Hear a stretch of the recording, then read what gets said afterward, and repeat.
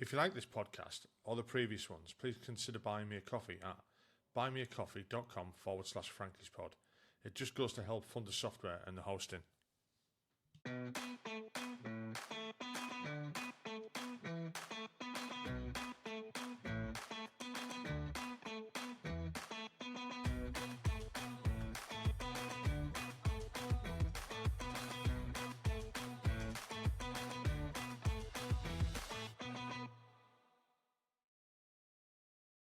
Hi, welcome back to the podcast. Tonight I've got Dan Smith with 39 Regiment.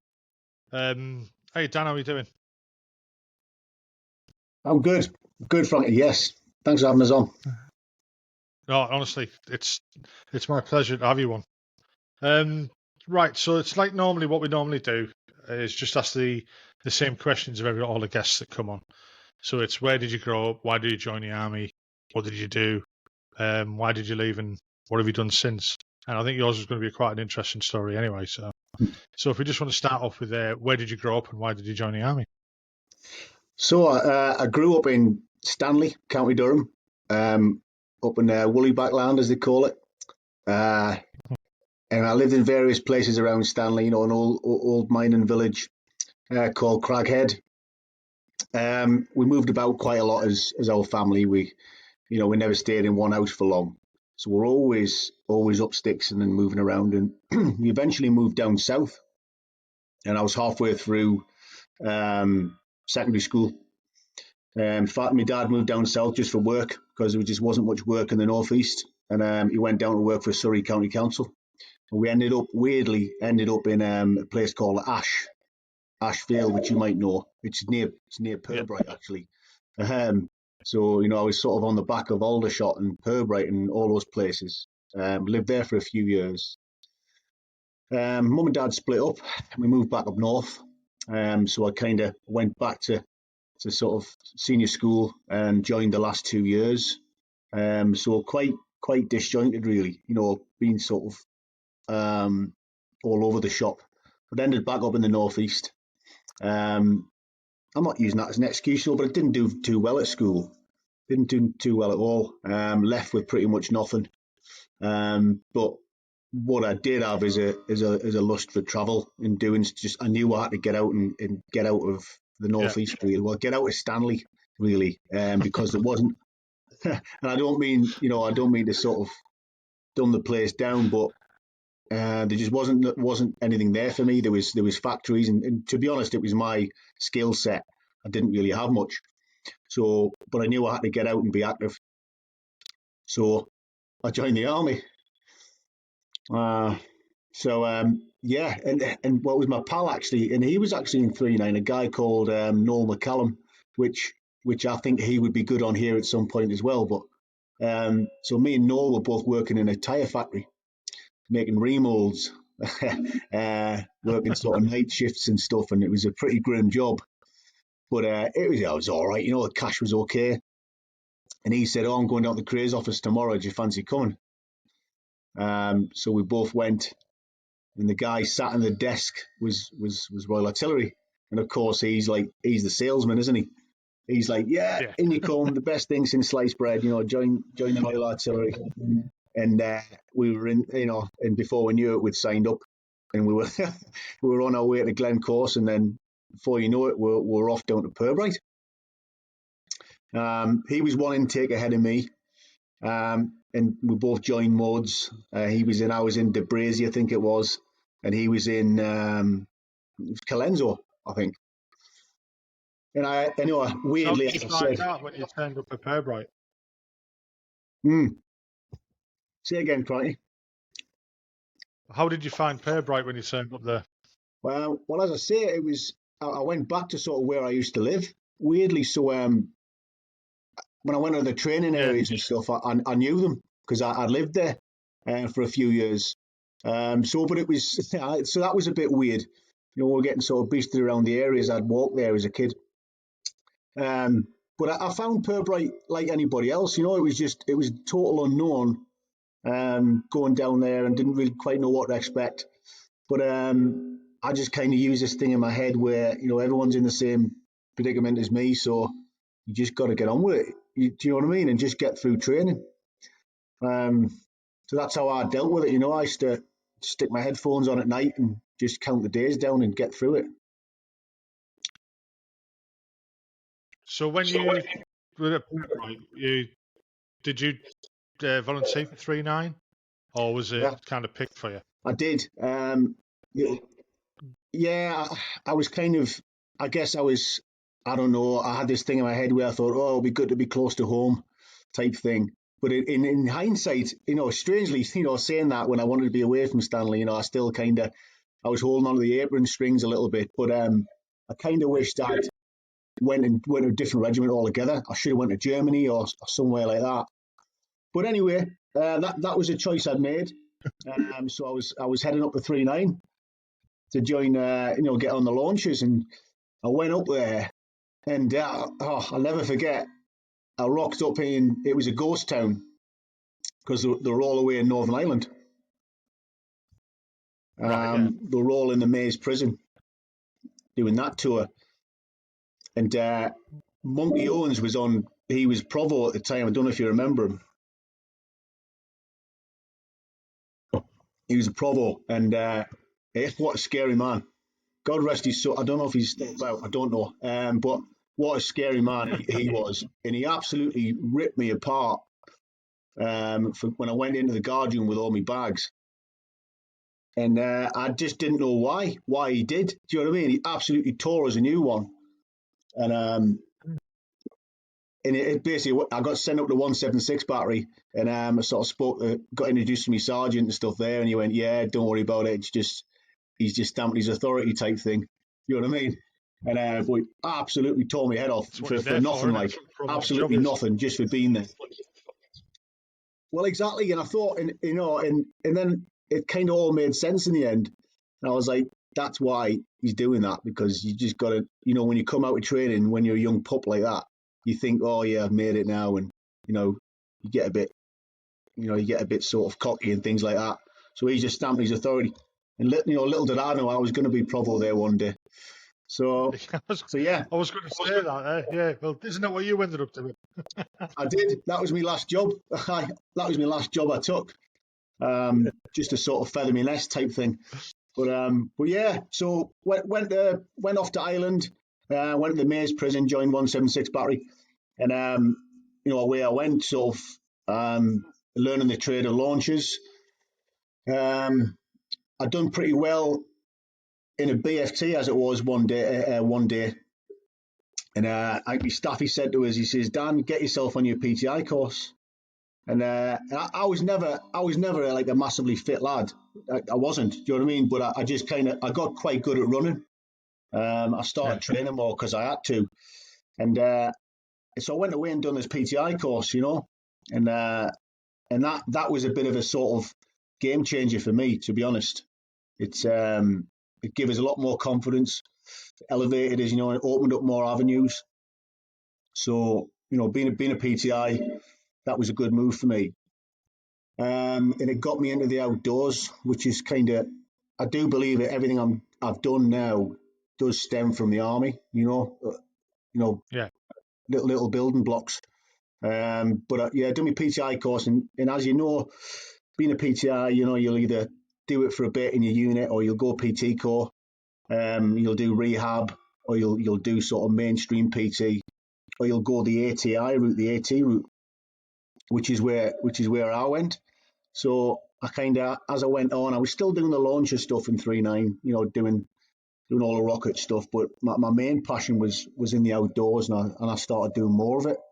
So I got full screw, and then went to Harrogate for a couple of years, done that, and then I got into paddling, kayaking a lot more when I went to Harrogate, and I kind of opened up more doors, and I met more lads who were, going out climbing and things like that, and I just thought, man, this is what life's about for me. I found me mojo, and all I want to do is get on rivers, kayak, and climb, and get in the hills. So I came back from Harrogate, and I got promoted to sergeant sort of 6 months after, which I was, chuffed to bits with and doing okay on time, sort of career wise. And I went away skiing, and there was a job there for a lodge sergeant in Bavaria looking after a lodge, 2-year posting. And the guy said there, Dan, you can take over this post and spot on. He says, just go back to your unit, get permission from your RCMO. I thought, happy days. So I went back. Don't know if I'm mentioning names on here or not, or no. Oh, go on, you can if you want. So there we go. It was Keith Fields. He was RCMO at the time. And I said, sir, there's a posting going in House Magnus, Bavaria, for a lodge sergeant. The 2 months' time, take over. And he just point blank said no. And well, we've got other plans for you in the regiment. I says, but this is what I want to do. This is I've decided. I'm happy not to, do anything else. This is where I want to go. This is the route, and maybe stay in that sort of job, in that line. Because there was little avenues, wasn't there, for people just to stay at that rank, but do that job for a long time. So, yeah, exactly. So, Yeah. well, yeah. So there's like black economy posts and stuff like that. So, yeah. And that was, for me, it was more sort of the passion for the job. And he point blank just would not let the paperwork go out the unit or anything. So I said, well, I'll probably sign off if I don't get this job, because this is what I want to do. And he point blank said there, sign off then. And I did. And I thought, what a waste. But in some ways, he done me a big favour. I mean, it's when the regiments decide that, or it's working in that job myself and knowing that it's coming from a lot higher. They'd had you earmarked for GCC and all sorts of stuff like that, and they think that's the best thing for you. For their, unfortunately, for some individuals, it isn't, and it's not the way the individual wants to go. But the army doesn't see it that way. Glasgow didn't see it that way. The CO or whoever didn't see it that way. They said, right, career route. Because obviously, I mean, to be honest, they were quite shocked that you wanted to go that route. And I'm kind of remembering it a bit cloudy, to be honest. Right. They had it like you were going GCC. You were a flyer. And that's how I remember it anyway. I don't want to. I don't want to go that too much. No, you're right. That's what he said. That's what he said. What about GCC? And just the thought of doing that made us feel sick. Do you know what I mean? It did. And I'd be honestly, like Pam bashing. Sitting reading Pam's all night, reading the far end of a fart about a gun. The ins and outs of this, and it just wasn't me, frankly. Do you know what I mean? And I knew it wasn't me. I just wasn't willing to go down to Salisbury and do that job. I just wasn't. And, I'd seen lots of other little avenues I could have done. Yeah, like you say, I mean, it's not, it's not for everyone. I've seen it so many times, not within just like 3-9, but within lots of other regiments where people get like blindfolded to just do. If I don't get a GCC, it's my career's over. And it's not the be all and end all for everyone. No. But it is for a lot of people, and it's wrong. And I've seen it I joined in 1985, and I've seen it going all the way through, through my career where people would, if you don't get to that, you don't get to that, you don't get to that. And they were just so, I don't know, tapered or just, that's all they wanted to do. And if they didn't, then that was it. They've failed or whatever like that. And it's not a case of that. There's plenty of other things to do in the military than, plenty of people still get the sergeant major and stuff like that, and even LE, and they haven't done GCC. It's not the be all and end all. It helps. Don't get me wrong; it does help. Yeah, I just thought it could have been managed. He could have maybe retained us if he just went right. Okay, go and do 2 years there, but then you're coming back to the regiment, and I probably would have. I probably would have done that. Yeah. But I did so. Subsequently, I signed off. Took the job as provo just to sort of, it was more of a selfish thing really, just to sort of get in that office and get set up, because I had plans for Civvy Street in setting up my own business in the outdoors and doing fitness boot camps, but it was residential boot camps. A friend of ours went on one, and she said, Dan, you should you should look into this because you and your wife, my wife Caroline, she's a PT and she's into the outdoors as well. So we had this idea of combining fitness and outdoorsy stuff as a residential camp. So I was running a couple of these camps while I was still in, and they just took off like they really did, and we're still, as a testament to it now, we're still going now over a decade. We've got our own base now up at Bamborough, just outside of Bamborough. So we've got a big client base as well now. So it's going great guns. We do a mixture of phys with outdoor activities, 7-day camps and 4-day camps, and we feed people as well.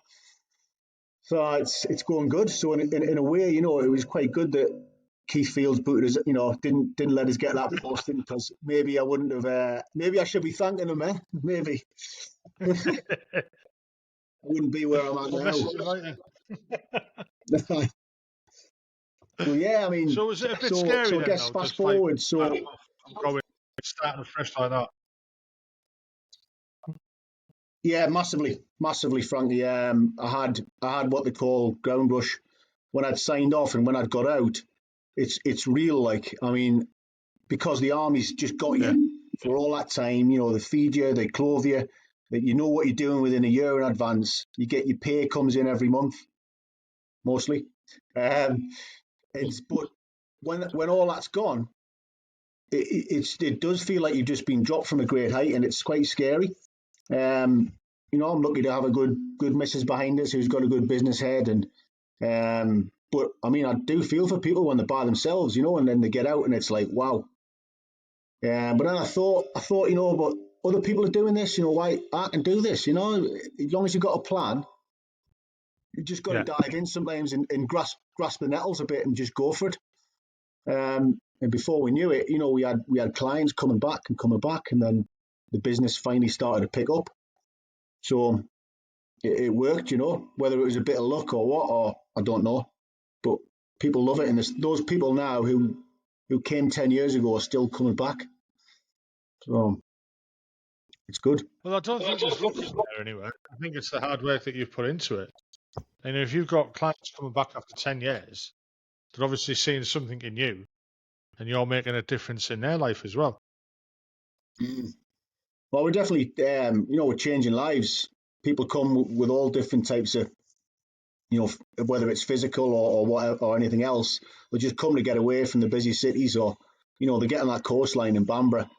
I'll take them abseiling over a cliff and take them canoeing on the Tweed, and, they do that in a whole week. They come back, and it's life-changing stuff, like, for some people. Yeah. So I get a lot back from it, but so yeah,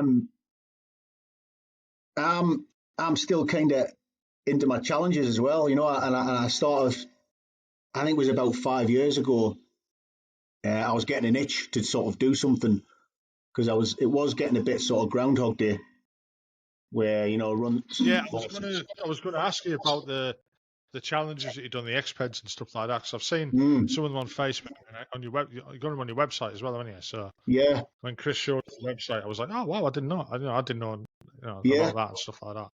So how did you? So you said you got into that because you've got itchy feet and you needed to push yourself a bit more. What was the first one you did? Now did you set it up and proceed with that? So I was we run boot camps abroad once a year, in Portugal. And this was back in, I think this was 2014. We were out there, and there was a group of people just about to row across the Atlantic, and their little boat was moored up, and it just caught my eye, and I went down. I was like, wow, this is fucking amazing, like, do you mind if I have a look inside? And they were like, yeah, come in, like, show me around the boat. And I was just like, I was inspired, I guess, and I had a good chat with this guy for about 45 minutes, and he was telling us, what they've got and when they're going to set off, and the little mantras that were inside the boat he had written on. There was a crew of 4, and they were rowing about 3,000 miles. So I left them, and it just kind of planted a seed.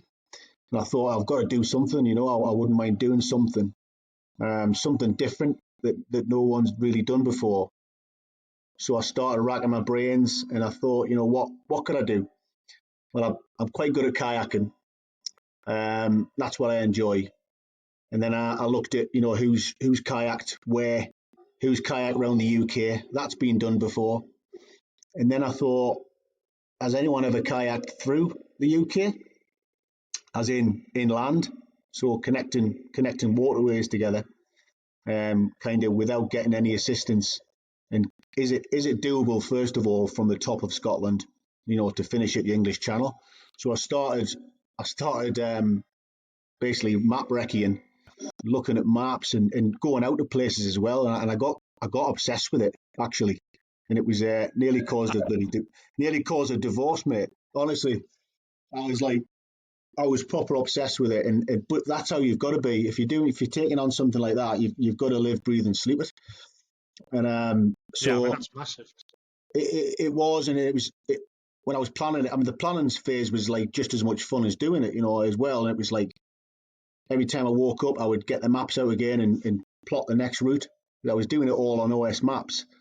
And then, of course, I had to work out, which rivers were flowing which direction, because all rivers don't flow south. You know what I mean? Some of them flow other ways. As my mate pointed out, I was telling him where I was going. This was in the early stages, and I says, "Yeah, I'm paddling down the Clyde, and I'm going to pick up, and I'm going to do this." And he went, "Does the Clyde not flow that way, north?" And I was like, "Yeah, that's right. You're right. Yeah." So I was like, all these stupid things I had to sort of work out, and there's tides and things like that. So basically, from the top central Scotland, I worked my way through all the way down the English Channel. Linking up lochs, lakes, rivers, and canals. Ultimately, from the lakes onwards, from the Lake District onwards, it was all pretty much canals through London, and it was crazy. It was just shy of 1,000 miles. So yeah, Wow. um, 53 days it So took us. how did you go about permission for? I mean, correct me if I'm wrong, but I think in Scotland all water's open. There's no trespassing or out like that. You can go in any Mm. river, any loch, any lake. But in the UK, you can't. Yeah, Sorry, in the UK, in England, you can't. yeah, you're right. You're right. So there was a bit of Scotland was okay. I had to disinfect my kayak when I was going from one loch to another loch because of cross contamination with little, species of tiny algae and stuff like that. But you're right. When you get into England, egress and access can be tricky. So I kind of knew where, and sometimes you just got to do a bit of a bandit run. Do you know what I mean? You've just got to go for it, like, because I think there was one lake in the Lake District where I had to ask for permission, but I was in and out. Do you know what I mean? I was through it in a way, so no one was there to see me, and I was in and out. So there was a couple of little bandit runs I had to do, but you have to be careful because people can get funny about it. There's something crazy, man, about I think the percentage of rivers you can actually paddle in England. It's mad. It's really small when you do the Yeah. percentage. Or but yeah, it was an epic challenge. Done it for Royal British Legion, and we raised 27 grand in the end. So That's a I fair was amount, yeah. Put that honestly, way. I thought I was going to be happy with raising 5 grand. That was like, for me, that's like, I'll be happy with that. And it just, we had a little tracker on where people could see where I was each day, and people were sharing that, and it just grew momentum. And before I knew it, when I was actually doing the paddle, I was getting phone calls from radio stations, and people wanted to come, like ITV wanted to meet us and do a proper interview with cameras, and um, it grew momentum. It was great. Yeah, I remember you being on telly now. I do. Yeah, you just reminded me. I remember you being Aye. on Science telly. Yeah. So I had to I sort forgot of about that, I had to get used to all that, and it was good fun, and it just got the donations going even more. So yeah. so I finished 53 days later. 998 miles. It was just shy of 1,000 in total. So yeah, that was epic, man. But of course, when you do stuff like that, it makes you want to do more. That's the problem. I was going to say is that I've done that. What's next? Yeah, and You- that it does. It keeps us out of mischief, you know. So I give it a few years, and I was getting my missus knew, you know, I was getting itchy feet again, and I was reading books about Canada and stuff, and she was like, "Well, there's a rabbit off here," like, and I sort of had my eye on the Yukon, which is a place I've always wanted wow. to. I've always been fascinated with it, and I've read books about it, and you know, I'm always sort of looking at maps, and there's a lot of good stuff on YouTube about it now. That was it. I watched a video on lockdown of a guy who paddled this river, and I watched it. I must have watched it about over and over again. I found it really fascinating in the place he was at and how remote it was. It was really, really remote. And that's what I've really wanted to do is go to a really remote place where there's nobody, absolutely nobody. So I just decided this. I'm going to do this trip, and it's a 2 week trip um, in the northern Yukon, Canada, which would be totally unassisted, dropped off with a canoe by a float plane on a lake, and then basically deposited and sent off. And I would paddle my way back down the river back to where I started. So that's what I'm doing. That's my next Wow. challenge next year. So yeah. So how long's that? So it's a much shorter challenge. This one, it's about 500k, but very different to the paddle of Britain. You know, I'm in a canoe, whereas when I paddled through Britain, I was in a kayak. So I'll be in a much Hmm. bigger craft. But I'll be paddling more whitewater rapids. It's on a river, the whole lot's a river. Yeah. And I'll have all my gear with us, everything I need, supplies, you know, safety kit, shotgun, um, Yeah. bear spray. There's going to be a lot of bears. It's going to be bear central. So What did I get? yeah, Brown bear, you can climb a tree because they can't. Black bear, they can. So don't just stand still. That's what we were told. yeah. You've been to Canada. Yeah, I went a couple of times. But I just remember that from when we went adventure training up in at Banff, Oh and yeah, we had a ranger came down and gave us a brief, and he basically said brown bears can climb trees, so don't. Sorry, no, brown bears can't climb trees. If you see a brown bear climb a tree, it won't chase you. If you see a black bear, just stand still. If it's going to get you, it's going to get you. But keep out of the woods. And we were in like the central yeah, area, like a little camping area. And the battery commander was stood there at the time, and he's going, right, remember this, boys. Nobody going into the woods and stuff like that. And we all dispersed to our tents, and then we come back to have a few beers, and we're like, where's the BC? And he'd gone, he'd disappeared. And he'd come back with that antlers and skulls, and also he'd been out in the bushes looking for all sorts. But it was just like, yeah, don't do as I do, boys, do as I say type of thing. I was just going to But say that. no, yeah. Yeah. Right, if we want to No, go back to so the army yeah, times a little bit. So if yeah, we were going to go back, if you can just treadle, but there's a right echo here. It's murder. Yeah, if we just want to paddle back to the army. So what was the tours of Afghan like that you did? um, I really enjoyed it. I just done Herrick 7, and I just got back from Harrogate, and we Yeah, were told that we were going to deploy. I think was it the second deployment? We were that newly formed battery, HQ battery. yeah. You remember? Uh, 5-3, 5-7. I can't remember the name of the battery now. 5-1 battery. You know what? I can't remember the name of the battery now. Yeah, look now, troop. It was just the launcher Yeah, troop. Yeah, yeah, yeah. It yeah, was yeah, look, yeah. and there was sort of elements of people from different batteries put together.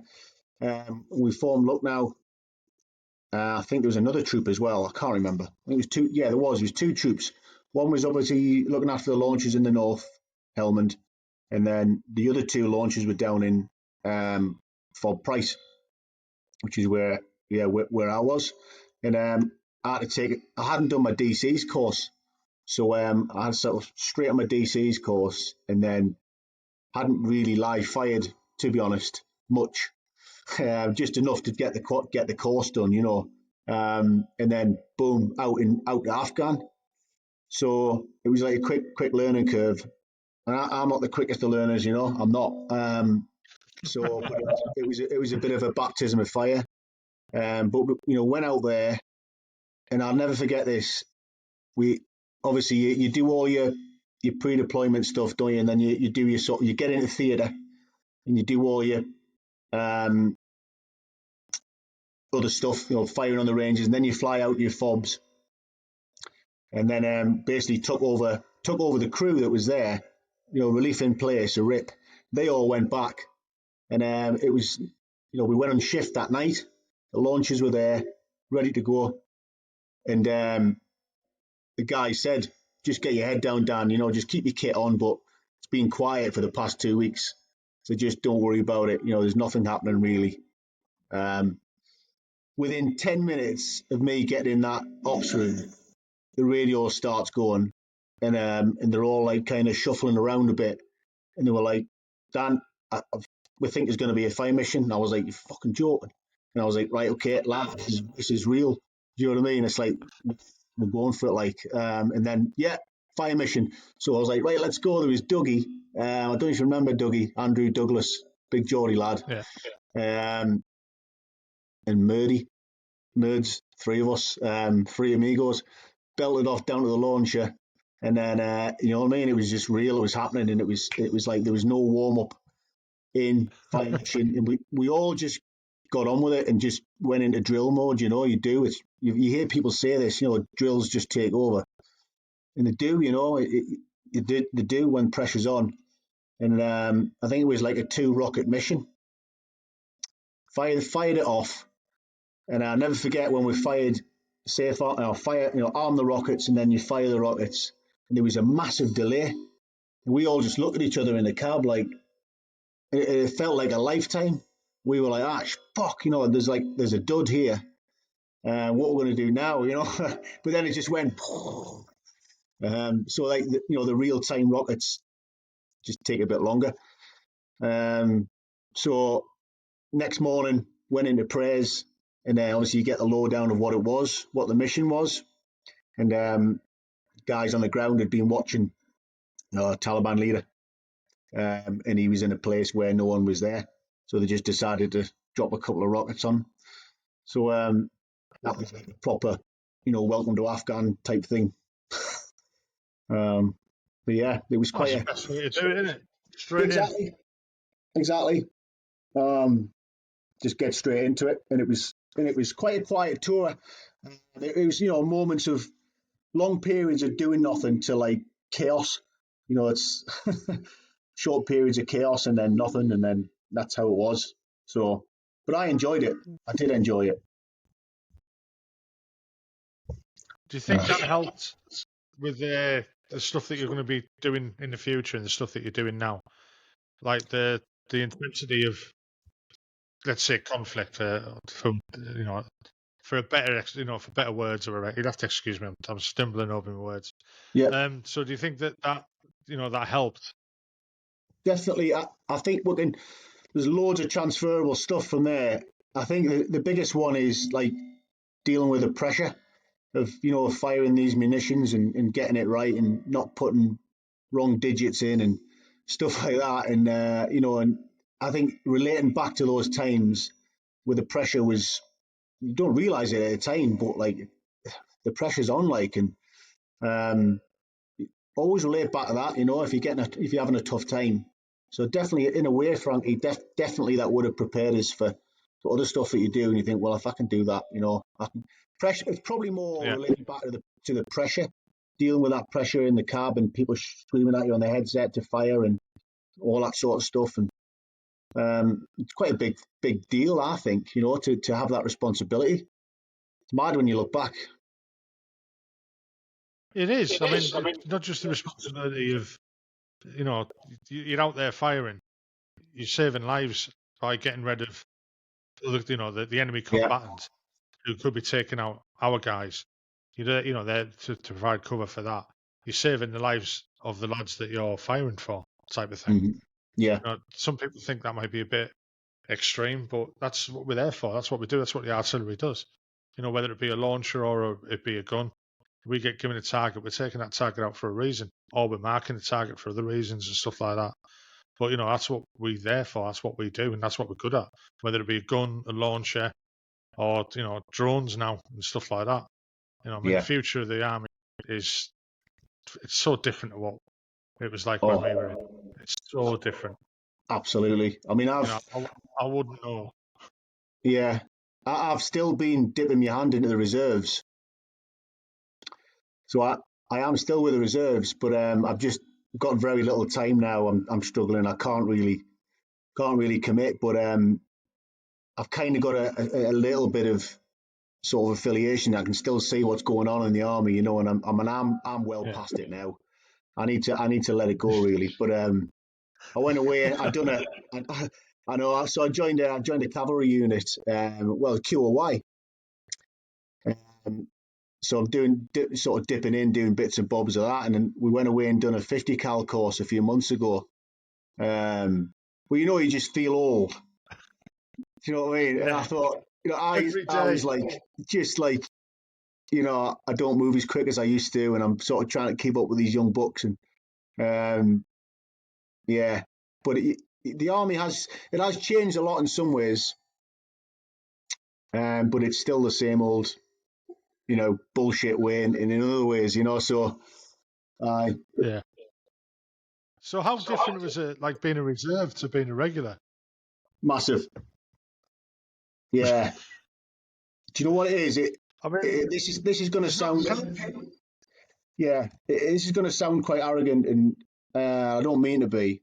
But when you kind of leave your regiment, and you spend all that time in the regiment doing your best, and trying to make something of yourself, and I don't know, and people know you, and but then I think when you join a new unit and you just you sort of drop a rank a bit, and then you've got to kind of adapt that you're not that person anymore, and you're a reservist, and you're somebody else, and no one actually gives a shit about what you've done or whatever. So, and it's, I don't know, it's different, it's yeah, it's tough, to be honest. It's I mean, there can't be the same amount of discipline. I mean, one of our customers who we look after, I do IT now, and he was a captain in the Paras at the time. And we was talking to him once, and I said, like, what do you do, like, if somebody fucks up or does, you can't really discipline them, can you? He says, well, no. I said, what, like, because, they'd go away, do their practice camp for 2 weeks in Germany, and some of them would, like, get pissed or have a fight or whatever, they'd screw up somehow. I said, well, how do you discipline? He goes, you can't. He goes, no, you just can't. And I was just like, well, fucking hell. Yeah, honestly, Frank, it's a totally different beast altogether, and you can't. But I've seen it on the other side where there's guys are like, they're doing two jobs, they're volunteering. They've got a full-time job at home, and they're coming in on a night, and you just got to look at it as in a different way. You've got to take your regular head off and put your reservist head on. And a lot of these PSIs struggle when they come in. You've got to see they're a different. It's a different beast altogether, and yeah, you can't be like gripping the guys all the time, because they're not got the kit pressed correctly, or you just can't do that because you just won't retain anybody. So it's a total different way of thinking for discipline. The discipline's still there, and it'll, I guess they cranked it up a bit when they go away on annual camps and stuff like that. But general day-to-day stuff, you can't like do the regular stuff that we used to do. You just cannot like. No. Oh, I should have just done that. Exactly. Great. No. I think what I have bounced around a bit, and a lot of every unit is very, very different. The reservists, how they do things. Yeah. They all operate very, very differently. That's from just what I've seen. So, I mean, you mentioned some of there, which is right. They've got these guys coming in who are doing, they're doing it, their own shifts at work. They're doing a full day's work, and they're volunteering to come in and do army work. You know what I mean? Do the yeah, reservist stuff and all that, do the training and everything like that. And when you look back at it, when we were regulars, or like when you were a regular and when I was in the army and stuff like that, you'd look back and you'd get the TA coming in on attachment or whatever, and we just like stabs, yeah, and you look down on them, and you you didn't think of that then, if you know what I mean. You didn't think, oh well, these guys are doing, they volunteered for this. They're not us, and there is, yeah. I'd say 9 times out of 10, they're as good as a regular soldier at their job Honestly, because yeah. you know, I've got a ton of respect for reservists. I really have, and since I've got to know a lot of them quite well, and I'm a reservist. When I can, but seeing what they do, and they really do, because they've got to put in extra effort to learn these courses. They do pretty much everything now what the regulars do. Honestly, the yeah, kit is just as good. They go on deployments all the time. There's loads of opportunity there.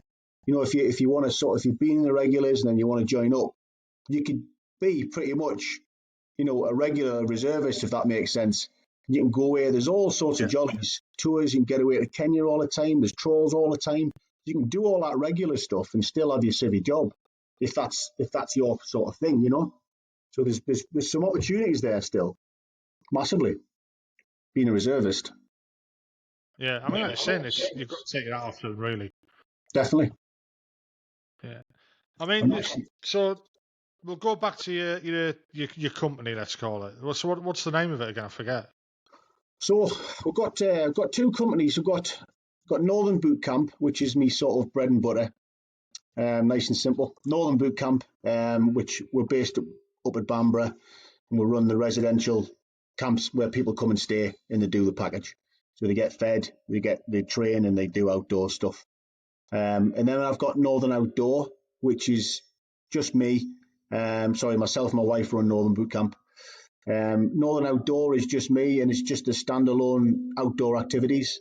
So people will come for a day, they'll go climbing, or I'll take them canoeing on the Tweed, or I'll take them coasteering. We'll go jumping in the sea. We'll do a bit of bushcraft and survival. We've got a woodland up here that we use.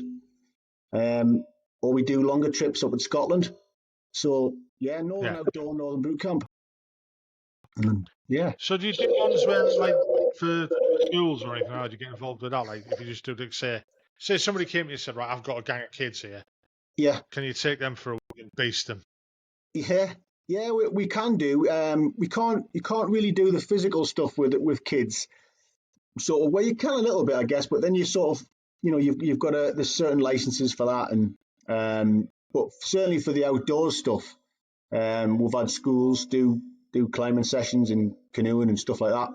Scouts, we had a few cadet groups come through as well. So Oh, that'd be good. yeah, That'd be handy, wouldn't it? Yeah. yeah. I thought who gave us a contact in? It was a guy. Remember a guy called Jins Taylor? Remember I him? think so, yeah. Anyway, I think he was my BSM years ago, and he got in touch, and he's sort of he's doing a lot with cadets. He's quite involved, so he gave us a load of contacts, and I just sent an email out, and then we get like 2 or 3 groups a year now coming through. Big groups of cadets. So that's great, and it just shows you it's all about who you know and contacts. That's the biggest thing I'm finding out now. Yeah. Yeah, I mean, it's like since I've been doing this, I've spoken to so many different people, yeah, and it's guys who are saying, "Oh, but get in touch with him, and stuff like that." And I've still got a big list of people who I need to try and get hold of, and it's as I mentioned in another podcast. I spent so long after I left the army, like not talking to anyone, not keeping in contact with anyone, and stuff like that. And since I started doing this in January, I've spoke to so many people. great. I've had people come to the house, come Yeah, round, total strangers come to the house and talk to us and tell us their story. And some of them go really into it. It's really, it's eye opening. I've Yeah. had some really funny ones, some really sad ones, some Yeah. proper emotional ones. Let's Now, say I found hard to record. yeah. There's been a couple of them ones. But there's so many different walks of life of people once they've left the military. It's not Yeah. if anyone's if anyone's listening to this who's going to be leaving soon. There is a life outside the army. It might not seem it. It's a big scary world out there, and it's going to be tough because it is for everyone. I don't care what anyone says. You don't just walk out of the army and into the arms of the world and think this is No. easy. Whether it's you could walk into the best job going. I mean, you've walked into your best job, but there's always that difficulty when you've left, like you alluded to earlier, where it's a scary world. What do I do? How do I handle this? But it's there for the taking, Yeah. if that's the right thing to say. But people will be, I was the time I did all the time I did in the army, and I was quite scared when I left, and I was working a month before I left the army, but I didn't know where I was going to live. I didn't know. And when we moved there, I didn't know what's council tax. How do I do this? How do I do that? What's this? What's that? And it's Yeah. all thrust on you. Don't think the army actually prepares you enough to leave. No. I've had people in previous podcasts say that they should train you to leave. You know what I Yeah. mean? They don't actually. Yeah. They, I they absolutely. don't help that much.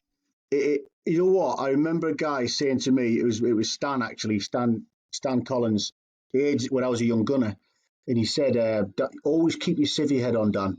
There was these guys who were like proper army barmy and live, breathe, and sleep. I mean, I was very keen, but he said, always keep your civvy head on. Basically, what he meant was, just keep sort of, in touch with what's going on outside. And I kind of understand that now. And he said, always try and get some quals while you're still in. Do your plumbing, electrician or whatever. Try and I know some guys have been doing that. So just always try and Yeah. feather your nest while you're in. That's one bit of advice I would say to anybody. Is just focus on your army career, but it's not going to be forever, and it's not. The army isn't the real world. No, it isn't. It isn't. It's a lovely world, and it's a way of Yeah, life. I don't regret. I might regret the odd day. yeah, I was in there the odd week, maybe a month. But I don't regret the whole time, and no, I'd do it again. I might do things a little bit differently, and things might turn out different for me. But I enjoyed it. I had a great time. But coming out into Civvy Street, I'll admit I struggled. I really, yeah, really did, and I didn't just struggle with not knowing what it was like out there. I struggled with not knowing how to relate to people and yes, that's a big treat one. treat civvies. Yeah, I fell foul of that loads of times. I couldn't yeah, talk to them, yeah, and when I did, they were quite. You can't really say stuff like that. You can't talk that abruptly to us. And I was like, why not? yes. Oh. Yeah, It's and like, that is a yeah, massive one. And I think there's a gap there for the CTP. That career transition workshop that they do. yeah, I don't. Hopefully, it's different now to what it was, but there should be those sort of things included, like in sort of how you put yourself across. You need to adjust.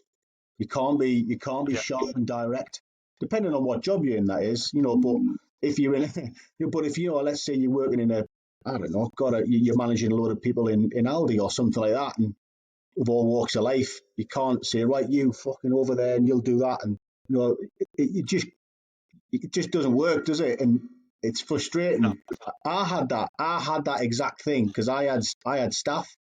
We haven't got many staff, but now, but I was getting frustrated, when things just didn't get done straight away when I asked, and yeah, I'd like, can you just do that? And they're like, and what would happen was messages would get back to me and go, is Dan all right? He just seems really cross, and is he okay? He was just quite direct with us. I'm like, of course I'm all right. I'm just asking you to do something, But it's you've got to tailor that. You know what I mean? yeah. And you've got to tailor that away where you've got to sort of almost not pussyfoot around people, but just change your tone. I don't know. Yeah. It's tough. No, I fell foul to it a few times. Put it that way. Yeah.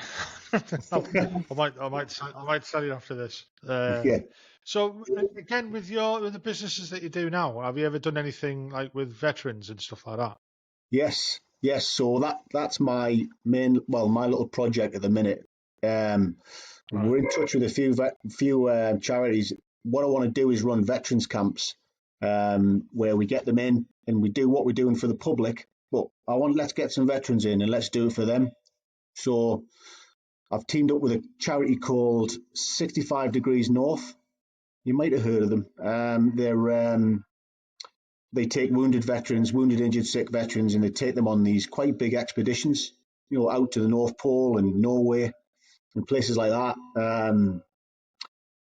Got in touch with one of the founders, and he liked the idea of our place and bringing them to stay at Golden Hill in Bamborough. So we're going to run like an Yeah. adventure type week for them. So that's great. That's a start of it. We've got the woodland up here where I want to get veterans, sort of a veterans bushcraft type club going. So I'm working on that. There's a fella who owns the wood. He's a veteran as well, which is great. So yeah, I want to do more for veterans, and this Yukon thing I'm doing is for SAFA. So yeah, I continue doing stuff for vets definitely. I mean, I interviewed. Do you know a guy called Mark Harding? You heard of him? Mm, doesn't ring a bell. He done Land's End to John O'Groats on. He got shot in the neck in Afghanistan. All And was right. told he'd never walk again. And he went, I will, and he did. Yeah, I interviewed him a couple of weeks back. I mean, what a bloke! He literally shot in the neck. It happened. He didn't want to go into it too much. yeah, He woke up in hospital and was told basically, right, you'll never walk again. And he was like, right, okay. He had his down. He went on a downer with that and stuff like that. yeah, And then he got up and, well, not got up, bloody hell, it's not Jesus. He decided, I will. And he did it. He got there. yeah. He walked scaffold pike and stuff like that, and then he's done it Well, all for walking for the wounded. But he right. did that Land's End, Land's End to John O'Groats. Yeah, First nation to do it. Took him quite a while, he had breaks in between, stuff like that. But he does a lot for charity. He's involved in all sorts. Gets in, yeah. invited down to London quite a lot and stuff like that. He's put us on to a lass called Sally Orange, Okay. and I'm going to be interviewing her next week. I looked her up and she's fucking amazing, to be honest. Yeah. She's like, Do you know what? There's some amazing people out there, isn't there? There's some yeah, amazing people out there, and that's what inspired me. Of people yeah. just doing stuff, and it's kind of go back. You've got one life, and let's just do stuff. You know, you never know Well, what's around the it's like corner. going back to the veterans thing. It's as much as we said just now about how it doesn't help you. We're not actually, most people aren't actually prepared to leave the army and stuff like that. There's a lot of guys out there who are suffering, Yeah, and there's so many veterans agencies. Half of them I'd never heard of, and I'm learning more and more, like that one, the 65 Degrees North. I'd never heard of them. yeah, But there's each community is starting to get their own, like, veterans clubs and stuff like that. You've got the armed forces breakfast clubs all over the place, yeah, but there's not, like, in Durham they've got the East Durham Veterans Club Association, and they're yeah, doing so much. And I'm hoping to get one of them on. They've agreed to it, but they're just getting hold of them. They run their own podcast, what they do on YouTube. Oh, I sit and brilliant. watch theirs, and I think, fucking hell, they're doing so much. They're having to get qualified themselves as, like, counsellors and Yeah, therapists, well, therapists type of thing. But the help's not there in Civvy Street yeah. under the NHS. There's No, not enough of it. As far as I know, Help for Heroes has kind of folded. You right. don't hear of them You don't, and do you? stuff like that I anymore. was thinking that the No. other day. I haven't heard anything from Help for Heroes for a while. I haven't really No, seen any advertisements. So normally they used to pop up a lot no, on Facebook and things like that. But there's, as you say, yeah. frankly, there's a lot of new ones popping up all over the place, which is great, you know. But it's, as you say, it's sad that the NHS isn't doing enough for our vets. You know? I mean, it's they've got up courage now. What they're starting up and stuff Yeah, like that. Where when you go to the NHS, you can say, "Look, I'm a veteran. You yeah, know, treat me different," kind of thing. You know, and you get mm, prioritised for certain things. And they are starting more. You know, I mean, they've got the veterans ID card and stuff like that. Whether that's yeah, a good or a bad thing, you know, it's individual have got their own ideas on that. If I'm going to get money off in Starbucks, I'm all for it. yeah, But yeah. it's like It's slowly getting there, isn't I it? don't You need know, a card to prove I was in the army. Yeah, yeah. And, you know, I think Johnny Mercer's doing his bit as well, isn't he? yeah. He's, Which I mean, the guys. I was talking to Mark and that. He does a lot actually with Johnny Mercer. does he? Gets in touch with him. Yeah, gets involved with him a lot. He's, give him awards and stuff like that. Yeah, And I did try and get Johnny Mercer on here, but I think I might have been overstretching it a bit. You know, for a bloke sat in his diary trying to interview old friends, trying to get an MP on there.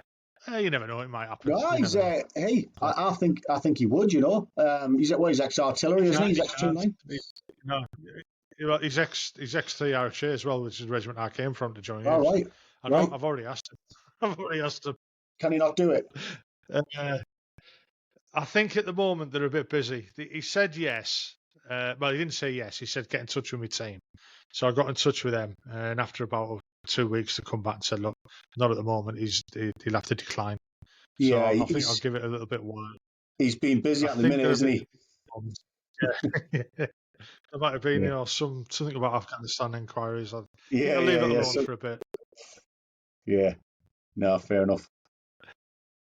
So what's apart from the Yukon? What other plans have you got for the future? Just keep, I don't know, just keeping healthy. You know, trying to inspire my kids. Um, and as I say, I get back to that thing. We only get one shot on this place, you know, on this planet. So Yeah, um, just doing different stuff and getting as much adventures in as I can. Um, you know, I'm loving living. I'm very fortunate to live where I am, and you know, I want to see more of Scotland. That's my plan. Maybe after Canada is getting that big wilderness thing out the way, and then focus back more on our country, and because there's a lot of Scotland I'd love to see. You know, still. So getting up to yeah, some of the remote rivers there and doing some stuff there. And maybe get into what I would like to do is well, I'm going to be filming the Yukon when I'm there. So this will be a whole first for me. I'm going to have cameras and you know microphones and stuff like that, and I'm going to be filming the whole thing and putting it all together as a documentary. So hopefully I do you know I do a good job there, and then maybe go on to doing a bit more of that. So I'll tell you what. Look on YouTube, right, and look up a guy called C90 Adventures, and that's a plug for anyone who's listening to this. right, He honestly look him up. Like a Honda C90, you know, the old yeah, little yeah, scooter yeah, type things, yeah, right?